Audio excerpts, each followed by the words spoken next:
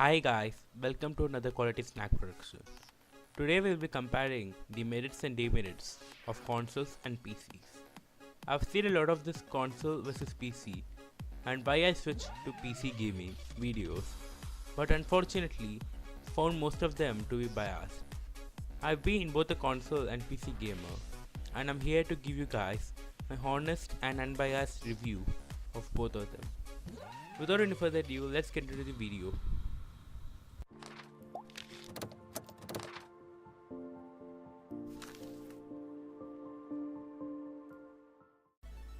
The main problem PC gaming has is that it's a lot more expensive. At least that's what you've been thinking all this time. A lot of people are convinced that you can only get a good gaming PC for $2,000 or $1,000. I would like to dismiss this statement as a myth right now. You can get a good gaming PC for $700 to $1,000. I'll compare the initial and long-term cost of both PC and consoles now.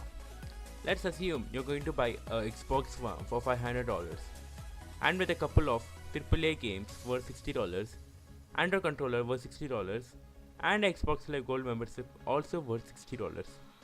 The grand total for all this is about $680. Now let's get onto the PC side of things. Let's assume you buy a $700 gaming PC, which is actually enough for 1080p gaming. Of course, you would have to buy some accessories with PC as well. So let's count them in. Let's buy a $20 worth of keyboard and mouse.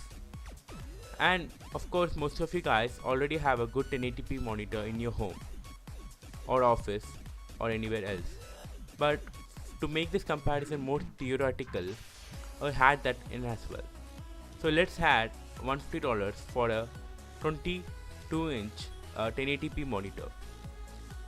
So now you may want to add some games. So let's add a couple of games, AA titles or AAA titles that you can get off Steam. Let's allocate about $20, $30 of our budget to it. So the grand total of all this is only about $900. From this comparison, we can see that there is about a $200 gap between both in terms of initial investment, and that is of course not including Windows, because SteamOS is coming and that may eliminate the need of Windows for a gaming PC. And some of you guys know how to get Windows for free, but I won't go into much detail. Okay. Now coming to the cost of games, AAA games cost $60 on console even when they are already old. Also, there is no backwards compatibility on both consoles, so you cannot play any old games on it.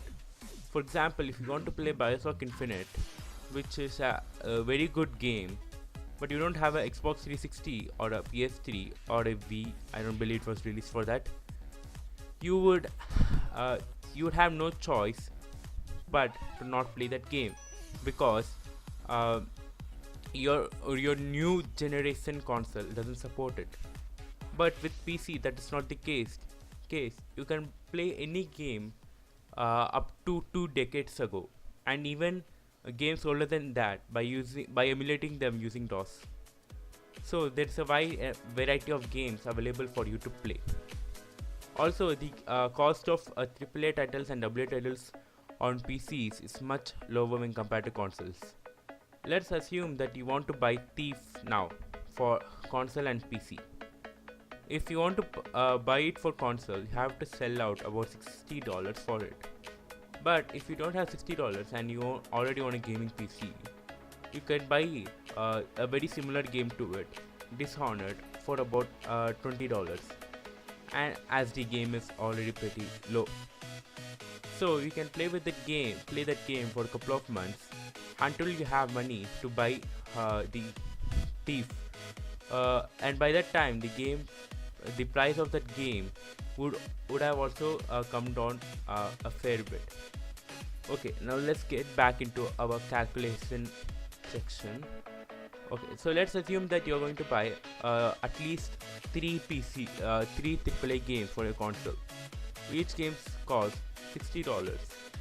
So you're going to be spending about $180 each month on games for consoles, and you're going to be spending about $2,000 on games alone for a console in a year. But that is not the same case with PCs. You can get a lot of old games, and you can even get deals on fairly new games that were released like a month ago, AAA games, for half the price. So let's assume each AAA game costs $30. So 30 into 3, that is 3 games, into 12 months a year, you're only spending about $1,000. So you save about $1,000 each year by going with PC. And what is that in front of a $200 initial investment that you gotta do with PC? Think about it. But of course, there are advantages to consoles as well. For example, consoles are very simple to use. Anybody who doesn't know anything about tech can still pick up the controller and play the game. A lot of people argue that from the past few years, consoles have been becoming more of like PCs. I completely disagree with that. And the main example a lot of people use is that the updates, the game updates. I agree, game updates usually firstly occurred on PCs, then came onto the consoles. But updating games on consoles is much easier when compared to PCs. On consoles, it updates everything for yourself. It works for you.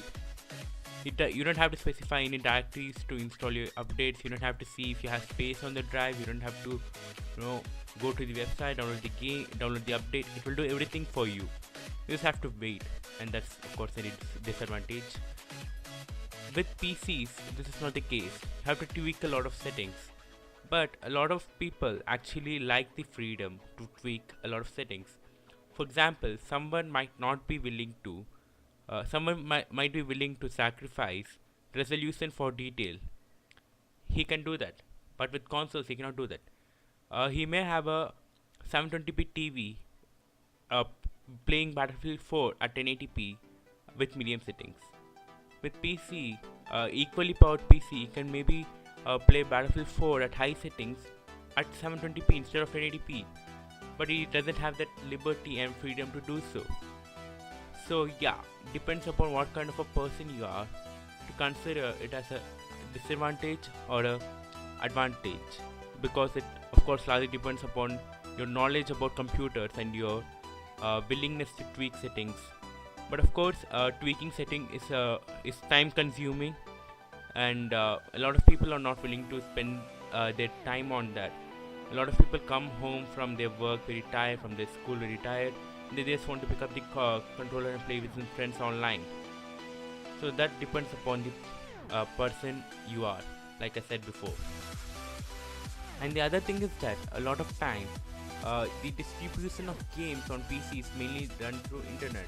A lot of stores don't actually have PC games, and most of the deals can only be found on the internet from Origin and Steam and distributors like that, because it is cheaper for developers to promote and distribute their game digitally when compared to physically. That's the main cause the games are more expensive on consoles when compared to PCs. So what this also means is that you have to have a good internet connection for your games to download, as games nowadays size very high, like Battlefield 4 with all the expansion packs size about 20 GB or 30 GB. So yeah, you get the idea. So just make sure you have a good enough internet connection or are willing to wait on a slow internet connection. And another disadvantage of PC and advantage of console is that in consoles you're given that you can play all the games at least at 720p 30 frames per second for the next half a decade or so. This is not a given on PC. A lot of PC biased people claim that they can build a PC for $500 that will play all the games better than consoles for the next 5 years. This is not possible, even if you were to build a $2,000 gaming PC, because developers optimize their games to work on consoles better than PCs. Developers spend their time optimizing the game so that the game can utilize every ounce of processing power in the GPU and CPU of the Xbox One and PlayStation 4. But with PC, the problem is that there are literally thousands of configurations available, so it is not possible for them technically and economically to optimize the games for all these specifications. That's the reason you have to upgrade your PC, upgrade your graphic card on your PC every 2 years or so, depending upon your need for settings for your quality. I upgrade my graphic card on my PC every 2 years, but it depends upon you. You may be able to get away longer than me, or you may want to upgrade your graphic card sooner than me, as you want to play at higher settings and than me. That's it for this video, guys. Hope you liked it. Please add your thoughts using the comment section right below the like button. Please like and subscribe. It helps the channel a lot. And as always, peace.